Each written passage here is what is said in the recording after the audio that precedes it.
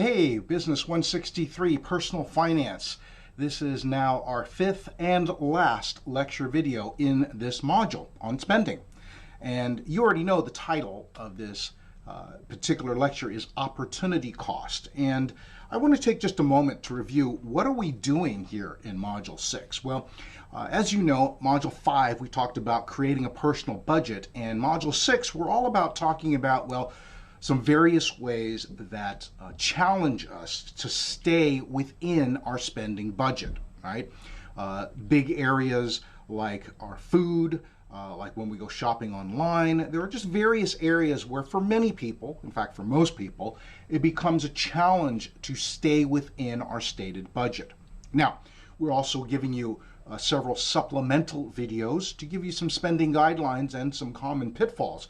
For instance, when it comes to all sorts of things, whether we're talking about joining a gym or buying an automobile or even just something as simple as bottled water, so that we can begin to understand where some of the hidden costs of some of our decisions, our spending decisions, might really be. This, of course, is not intended to be a comprehensive detailed overview of every particular area where we might be tempted to overspend, but rather simply to give you a brief look at some common topics along these lines. So I hope this has been helpful. And really, this last video, this summary video on opportunity cost, sort of encapsulates everything we've been talking about in Module 6. So let's get started. You can see here from the title cost, this being about opportunity cost. And we want to look at really life from a more holistic, comprehensive perspective than perhaps we have been in this module on spending. Spending money and enjoying our lives. Those two things should go hand in hand. They shouldn't be either or. Because we want to acknowledge and remind ourselves that life is not simply about saving as much money as possible. For example, we could all live in small, cheap mud huts off the grid and save an awful lot more money, right? And not ever spend any money on things we enjoy, but then the question would be, what kind of a life would that be, and would that life even be worth living, right? We are not saying in this module on spending that we all need to become a little more like Ebenezer Scrooge. You see the illustration, right, that little picture on the right there. No, what we're saying is that we want to be able to live within our budget and live within our means, right? That was one of the guiding principles in video number 1. And at the same time, enjoy our lives, however we define enjoyment. The question is, can we enjoy our life in such a way that we still live within our means? That's really always been the challenge. And so one of the things we want to talk about is quality of life, right? To live an enjoyable life within our means, we have to include pleasure and the things we enjoy. Alongside that, we also want to acknowledge that quality of life also has to include planning for long-term pleasures, things we will never enjoy unless we plan for them now. And that, quite frankly, is true of most large purchases and things that take a large expenditure. We have to plan for them long-term. The challenge in life is always, the third bullet point you see there, finding the balance between short-term pleasure and long-term satisfaction. Finding that balance is one of the best parts of the journey of life. And quite frankly, I think that the more you're able to think of it in those terms, right, that you are discovering something that is hidden to most of us when we're really young and when we're in grade school and then we get to high school and even in college, we only begin to understand and begin to discover what is really this enjoyable balance between short-term pleasure and long-term satisfaction. How do we figure out the balance in the wisest way to hold both of those things in our lives, right? That's part of the joy of living a little bit of a longer life, quite frankly, rather than sort of this grim, I've got to, watch my budget. No, I think it's a joyful, a wonderful journey to explore where is this balance in our lives, right? So, the single biggest idea in every module, of every video in this module, And the thing that really, whether we're talking about online shopping or food or any of the other items you'll find either in these lecture videos or in the supplemental videos, the biggest idea in this module is that everything has a cost. Now, certainly the cost, we're talking about budgeting, right? Of course, right? So that's how we got into this, right? We created a budget, and so now we know how much money we want to allocate towards food or entertainment or all of these other things, right? But that's not really what we're talking about. We're talking about this concept called opportunity cost. What is opportunity cost? Well, in economics, opportunity cost is defined as the value of the next best option that you didn't choose by selecting the option you went with, right?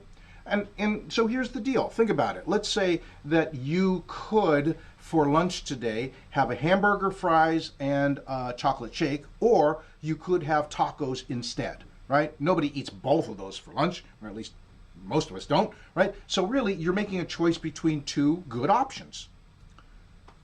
If you choose the burger, the opportunity cost, what you've passed up, is the opportunity to enjoy a taco, or vice versa. Now let's expand that larger. Let's say you are getting out of college in Marin, you're going to transfer to a 4-year school, you've been accepted to 2 different schools, you're trying to decide, should I transfer to San Diego State University, or should I transfer to University of Washington? And those are both very good schools, and those are both very different schools from one another, right? And so when you choose one or the other, you are obviously passing up on another college. If you choose San Diego State, you are passing up on the opportunity to go to University of Washington, or if you choose University of Washington, vice versa, right? You're passing up the opportunity and the experience and everything that you would get out of attending San Diego State University, right? So that's the idea. The idea is opportunity cost is the cost or the value of what you didn't pick. The idea here is knowing that there is always opportunity cost when I make a choice. With that in mind, wise spending means getting the most value from the choice I make.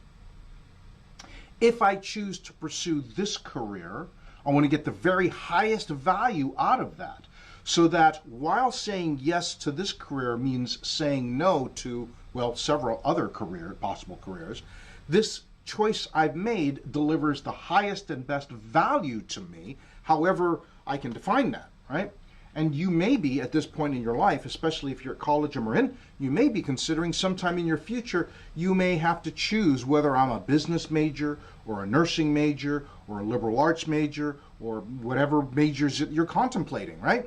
And the whole idea here is get the most value from the choice that you make, knowing that you are, well, by making a choice in one direction, you're making a choice not to pursue others. Now, maybe the easiest way for me to illustrate this whole idea of thinking about opportunity cost is, well, put yourself in the shoes of a 13-year-old. What? Yeah, because a 13-year-old is, generally speaking here in the United States, 13 years old means you're in 7th grade. So if you were trying to teach opportunity cost to a group of 7th graders, a bunch of 13-year-olds, here's a way that you can help them understand the concept of opportunity cost. You sit them down and you tell them, look, I'm going to give you 3 choices for how you can spend the bulk of Saturday afternoon, this upcoming Saturday. Here's 3 choices. You can ride bikes in the park with your friends, you can stay home and play video games, or you can take a field trip and we visit either the De Young Museum or the Museum of Modern Art in San Francisco.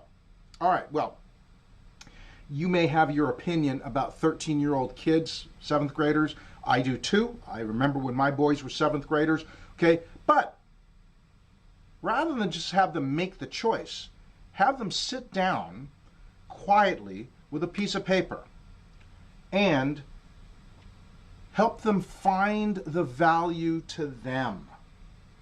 For each of those three options, whether it's spending the afternoon riding a bike with their friends, or staying at home playing video games by themselves, or going on a class field trip to a fine museum in San Francisco, have them make a list of pros and cons for each option. For each option, hey, what are the costs and the benefits of spending the afternoon riding bikes with your friends, right? How does it make you feel? What would you get out of that choice? Oh, what might you also get out of it in the long run? And you want to urge 13-year-olds to be specific, especially about emotional, physical, and social benefits. Also, you want them to consider the long-term growth, the learning and education that might have payoffs later on in life. And then for the second option, same thing. Make a detailed, specific list.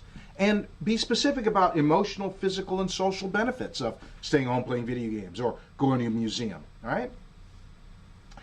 You get the idea here, right? And once they've made these three lists, now the next step is, of those three choices, immediately you got to eliminate one of them. Okay? So whichever one is the least palatable one, that's gone. Okay, now you got two choices in front of you. You have another opportunity to add or edit or amend or change the list of pros and cons of your two options if you feel that you need to. You might not need to, but if you want to, now that you have a little time to think, you only got two options, you complete the list, and then, well, in light of all the pros and cons, all the benefits, what's the wisest choice? What's the wisest choice between these two options? You see, now you're helping them to feel and to think and to really, in their heart, internalize the cost of saying no to some options in order to say yes to one. That's a great way to teach seventh graders about opportunity cost. And quite frankly, the lesson for us as well, now that we're all older than 13 years old, well, with any decision, and especially with a spending decision, what are the options? And for each option, make a list. What are the pros and the cons and the costs and the benefits? How will each of these options, how do you think it'll make you feel?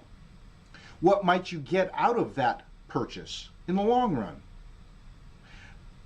I'm going to force myself to be specific about the emotional and the physical and the social benefits. I'm going to force myself to be honest with myself in order to arrive at the consideration, what's the wisest choice? And really, that's what we're asking you to consider here in Module 6. Out of all the categories of spending that we're going to put in front of you, all the different things to consider, different topics, right? Different types of ways that we can spend money. In light of the budget that we've created for the sake of our long-term goals, what's the wisest choice? Whether we're talking about food or cars, transportation, housing, clothing, entertainment, what's the wisest choice? I hope we've helped you a little bit in this module to think more, as you think more specifically and down the line about staying committed to your budget. What's the wisest choice? Thanks so much. We'll see you in the next module.